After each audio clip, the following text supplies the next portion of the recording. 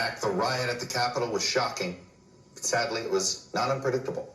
According to the Center for Strategic and International Studies, right-wing terrorists perpetrated the majority of all plots and attacks in the United States from 1994 to 2020.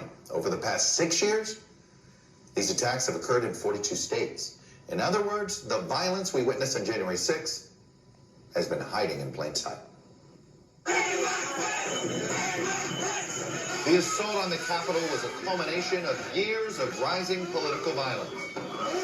They ripped my mask off, stole my equipment, beat me up. Fueled by resentments exploited by politicians on the right and accelerated by Donald Trump. We fight like hell. Get your people to fight. And have to fight much harder. The rhetoric of resentment, legitimizing vigilante justice, and leading to violence is nothing new. 10 years ago, after she voted for President Obama's health care law, Congresswoman Gabby Giffords was shot, along with 18 others, including a federal judge, by a gunman in her Arizona district.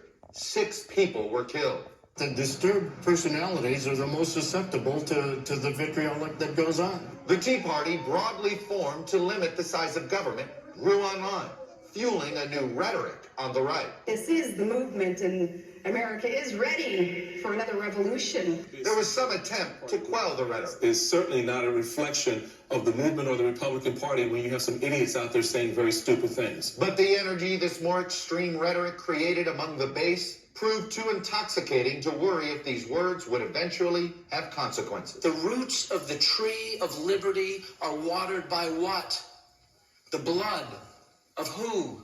The tyrants, to be sure, but who else? The patriots. From the moment he launched his campaign in 2015, Donald Trump was comfortable suggesting violence be used against his perceived political opponents. She gets to pick her judges. Nothing you can do, folks.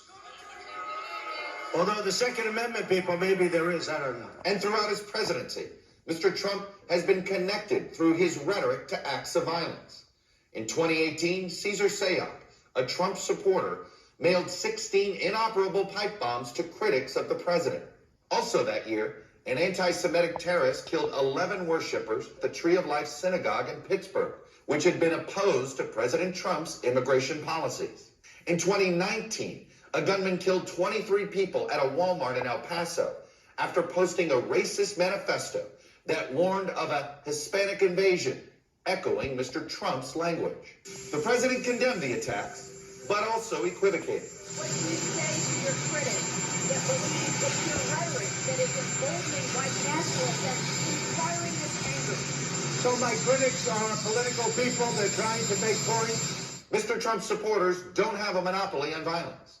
A Bernie Sanders supporter shot 4, including Congressman Steve Scalise, at a congressional baseball practice in 2017. I am sickened by this despicable act. But unlike Sanders, the president has praised extremists who support him. You also had people that were very fine people on both sides. And the threat has been growing.